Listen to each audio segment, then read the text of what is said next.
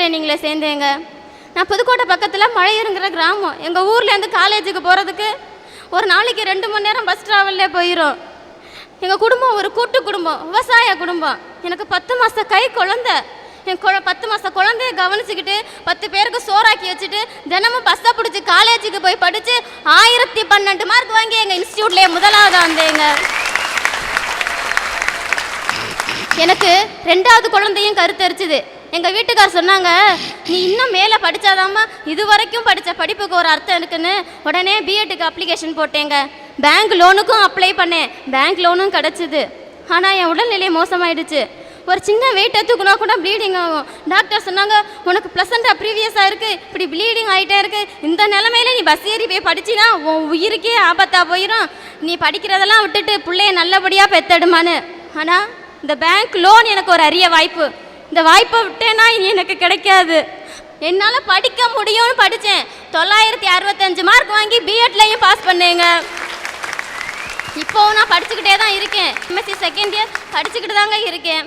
என் வாழ்க்கையில் எனக்கு வந்த துன்பங்கள், தோல்விகள், இழப்புகள், அவமானங்கள் எல்லாத்தையுமே பாதையாக்கி அதில் முன்னேறி போய்கிட்டு இருக்கேன் வெற்றியை நோக்கி.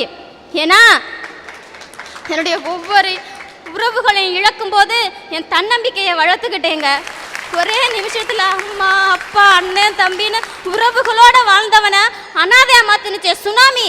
அந்த சுனாமிக்குள்ள பவர் உனக்குள்ள இருக்கு. அந்த அழிவு சக்திக்கே அவ்வளவு பவர் இருக்கும்போது மனிதனான நீ ஒரு ஆக்க சக்தி. உன்னால இந்த உலகத்தையே புரட்டி போட முடியும். உன் வாழ்க்கைய வாழ முடியாது. வாழ்ந்து பாரியா, உன் வாழ்க்கை உன் கையில். சன் டிவியினுடைய அரட்டை அரங்கத்திலே நாங்கள் எடுத்திருக்கக்கூடிய தலைப்பு, கவியரசர் கண்ணதாசனுடைய எந்த பாடல் வரிகள் இன்றைய வாழ்க்கைக்கும் பொருத்தமானது. வாழ நினைத்தால் வாழலாம், வழியாயில்லை பூமியில். யாரைத்தான் நம்புவதோ பேதை நெஞ்சம், அம்மம்மா பூமியிலே யாவும் வஞ்சம். தென்னையை பெத்தா இளநீர், பிள்ளையை பெத்தா கண்ணீர். நல்ல மனைவி, நல்ல பிள்ளை, நல்ல குடும்பம் தெய்வீகம். பிறந்தாலும் ஆம்பளையா பிறக்க கூடாது. இப்படி 5 விதமான தலைப்பு.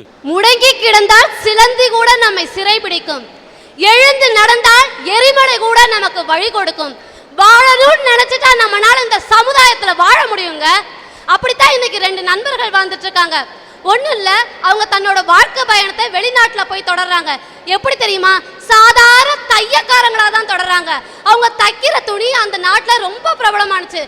நாளடைவில் படிப்படியாக முன்னேறி இன்னைக்கு ஒரு பெரிய ஆடை தயாரிப்பு நிறுவனத்துக்கு சொந்தக்காரங்களா இருக்காங்க. அவங்க வேற யாரும் இல்லையா, ஆதி நாராயணன் அண்ட் தாஸுங்கிற அந்த 2 நண்பர்கள் தான். இன்னைக்கு இந்தியாவிலேயே ஆடிட்டாஸ் ஒரு பெரிய நிறுவனம் உருவாயிருக்குன்னா அதுக்கு அன்னைக்கு அவங்க வாழணும்னு நினைச்சாங்க. இன்னைக்கு வாழ்ந்து காமிச்சிருக்காங்க. அதனாலதான் சொல்றேன், கண்ணதாசனோட பாடல் வரிகள்லயே வாழ நினைத்தால் வாழலாம், வழியா இல்லை இந்த பூமியில். இதுதாங்க இன்னைக்கு சமுதாயத்துக்கு பொருந்தக்கூடியது. ஐயா, கண்ணதாசன் வரிகள்ல நல்ல மனைவி, நல்ல பிள்ளைகள், நல்ல குடும்பம் அமைந்தால் அது தெய்வீகம், அது பேரின்பம். இன்னைக்கு யாருக்காச்சும் ஒரு ஆளுக்கு அப்படி அமைஞ்சிருக்குன்னு உண்மையை சொல்லுங்க பாப்போம். அப்படி அமைஞ்சிருந்தா 20 வயசுல இருந்து 80 வயசு பெருசு கூட எனக்கு டைவர்ஸ் கொடு, உனக்கு டைவர்ஸ் கொடுன்னு என்னமோ பிரியா நாயில கொடுக்குற மாதிரி கியூ கட்டி நிற்கிறாங்கய்யா கோர்ட்டில். இப்படிதாயா நம்ம மேரேஜுக்கு போனோன்னு வச்சுக்கோங்களேன், எல்லாரும் வாழ்த்துறது என்ன? வள்ளுவன் வாசுகியை போல இரு, ராமன் சீதையை போல இரு, பாரதி கண்ணம்மாவை போல இரு அப்படின்னு சொல்றாங்க. யாராச்சும் ஒருத்தர் என்னையும் என் பொஞ்சாதியும் போல இருன்னு சொல்லுவாங்களா? சொல்ல மாட்டாங்க. ஏன்னா அவங்க வீட்டில் படுற பாடு அவங்களுக்கு தானே தெரியும். இப்படி எத்தனை கணவன்மார்கள் புலம்பிக்கிட்டு இருக்காங்கய்யா.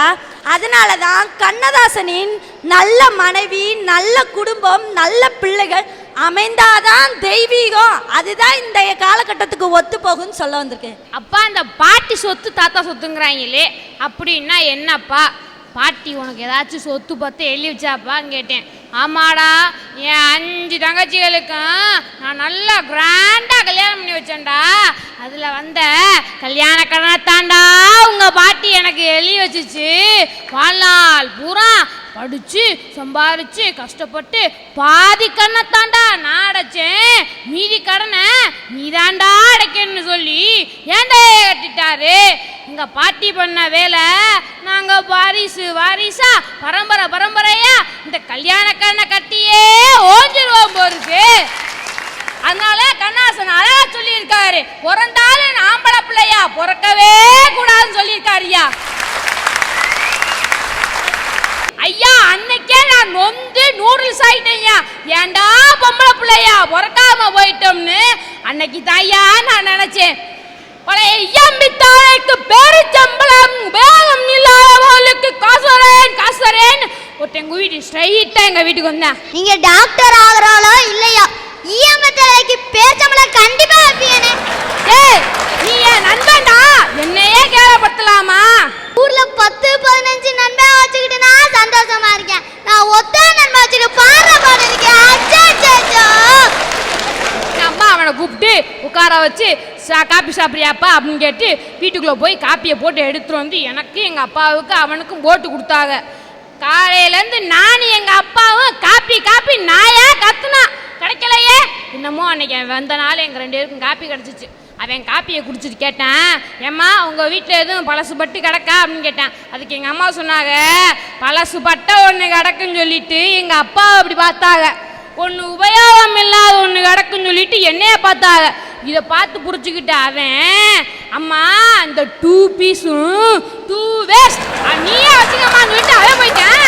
இந்த பழைய ஐயம்பித்தாளைக்கு பேரிச்சம்பளம் வைக்கிற முதற்கொண்டு நம்மளை மதிக்க மாட்டேங்கிறா ஐயா. வீட்டில் தான் இந்த ஆம்பளைய பாடா படுத்துறாங்கன்னா ஸ்கூலுக்கு போனா எங்கள் பிடி மாஸ்டர், டே நீ 100 மீட்டரு 200 800 ஓடுறா அப்படின்னாரு. நான் போய் கேட்டேன், ஏ சார் எங்களை மட்டும் ஓட சொல்றீங்களே, இந்த பொட்டை பிள்ளைங்களை மட்டும் ஏன் சார் ஓட சொல்ல மாட்டேங்கிறீங்க அப்படின்னு கேட்டேன். டே அந்த பிள்ளையில ஓட சொன்னோம்னா எவனையாச்சும் இழுத்துக்கிட்டே ஓடியா போயிருங்கடா அப்படின்னாரு.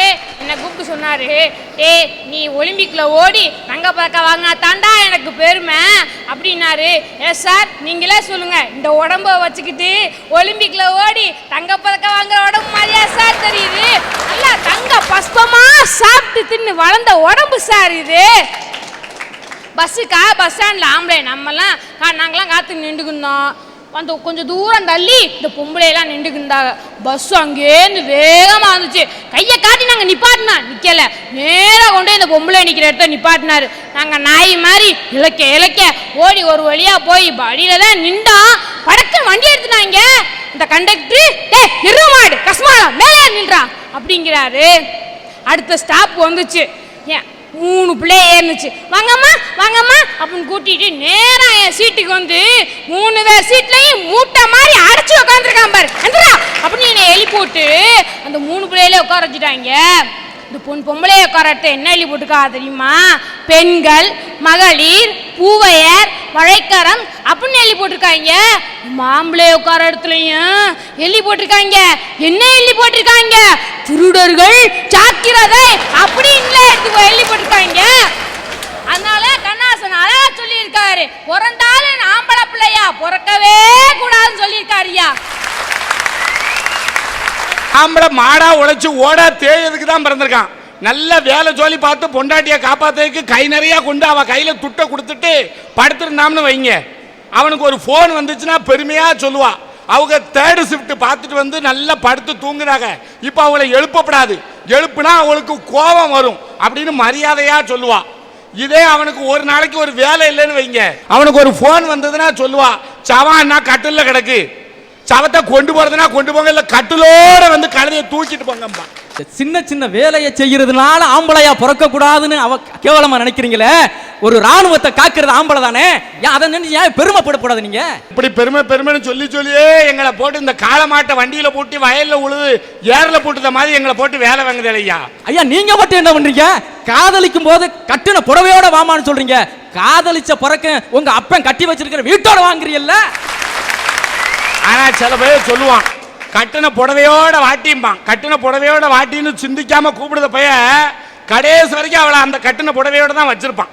நான் கேட்கேன், என்ன கெட்டின பொண்டாட்டிக்கு மட்டுமா ஐயா செய்யறோம் நாங்க?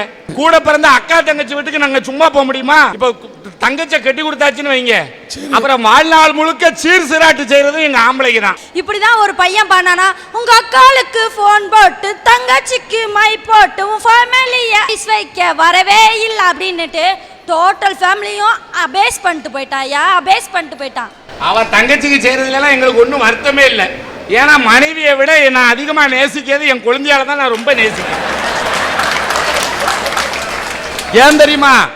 என் வீட்டம்மா என்னைய கல்யாணம் முடிஞ்ச புதுசுல அத்தான் அத்தான் அத்தான் அத்தான்னா, இப்போ பூதத்தான் பூதத்தான் பூதத்தான்ங்க. இந்த மாதிரி ஆளுங்க இருக்கிறதுனால தான் இன்னைக்கு பொண்ணு பார்க்க வர்றப்பயே கூட தங்கச்சி இருந்துச்சுன்னா காமிக்க மாட்டாங்க சார்.